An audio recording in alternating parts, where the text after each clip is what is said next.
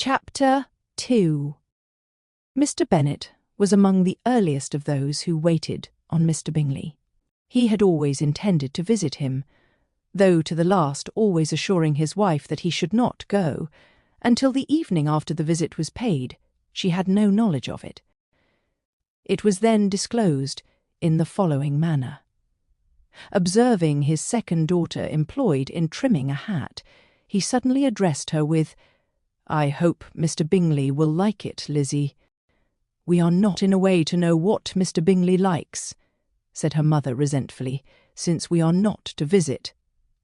"But you forget, mamma," said Elizabeth, "that we shall meet him at the assemblies, and that Mrs. Long has promised to introduce him." "I do not believe Mrs. Long will do any such thing. She has 2 nieces of her own. She is a selfish, hypocritical woman, and I have no opinion of her." "No more have I," said Mr. Bennet, "and I am glad to find that you do not depend on her serving you." Mrs. Bennet deigned not to make any reply, but unable to contain herself, began scolding one of her daughters. "Don't keep coughing so, Kitty, for heaven's sake. Have a little compassion on my nerves." "You tear them to pieces." "Kitty has no discretion in her coughs," said her father. "She times them ill." "I do not cough for my own amusement," replied Kitty fretfully. "When is your next ball to be, Lizzie?" "Tomorrow fortnight." "Ay, so it is," cried her mother. "And Mrs. Long does not come back till the day before, so it will be impossible for her to introduce him, for she will not know him herself." "Then, my dear, you may have the advantage of your friend, and introduce Mr. Bingley to her." "Impossible, Mr. Bennet, impossible, when I am not acquainted with him myself. How can you be so teasing?" "I honour your circumspection. A fortnight's acquaintance is certainly very little. One cannot know what a man really is by the end of a fortnight. But if we do not venture, somebody else will, and after all, Mrs. Long and her nieces must stand their chance, and therefore, as she will think it an act of kindness, if you decline the office, I will take it on myself." The girls stared at their father. Mrs. Bennet said only, "Nonsense, nonsense." "What can be the meaning of that emphatic exclamation?" cried he. "Do you consider the forms of introduction, and the stress that is laid on them, as nonsense? I cannot quite agree with you there. What say you, Mary? For you are a young lady of deep reflection, I know, and read great books, and make extracts."